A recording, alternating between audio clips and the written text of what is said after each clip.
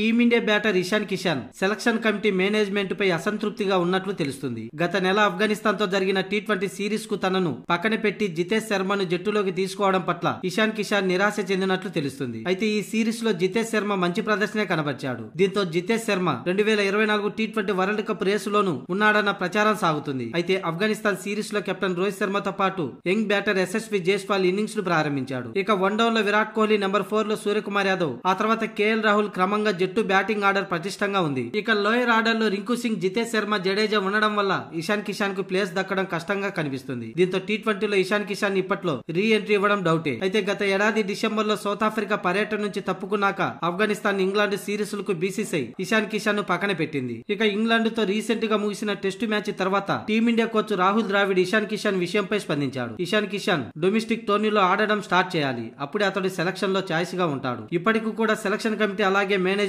ఇషాన్ కిషాన్ తో టచ్ లోనే ఉంది అని ద్రావిడ్ అన్న విషయం తెలిసిందే. దీంతో ఇటీవల ఇషాన్ కిషాన్ కూడా ప్రాక్టీస్ స్టార్ట్ చేశాడు. జట్టులో స్థానమే లక్ష్యంగా నెట్స్ లో తీవ్రంగా శ్రమిస్తున్నాడు. కానీ ప్రస్తుతం జరుగుతున్న రంజీ ట్రోఫీలో ఇషాన్ కిషాన్ ఆడడం లేదు. దీంతో ఇంగ్లాండ్ తో జరుగుతున్న 3 టెస్టులు కూడా ఇషాన్ కిషాన్ టీమిండియాలోకి ఎంట్రీ ఇవ్వడం కష్టం. ఇక డైరెక్ట్ గా ఐపీఎల్ లోనే ఇషాన్ కిషాన్ బరిలోకి దిగే ఛాన్స్ ఉంది. ఐపీఎల్ లో రాణించి మళ్లీ సెలెక్టర్ల దృష్టిని ఆకర్షిస్తేనే ఇషాన్ కిషాన్ కు టీ20 వరల్డ్ కప్ టోర్నమెంట్ లో అవకాశం దక్కేది. మొత్తానికైతే రంజీ ట్రోఫీలో ఆడకుండా బెట్టు చూపిస్తున్న ఇషాన్ కిషాన్ జితేష్ శర్మను ఎంపిక చేయడంతోనే ఇలా చేస్తున్నాడనేది తెలుస్తున్న సమాచారం.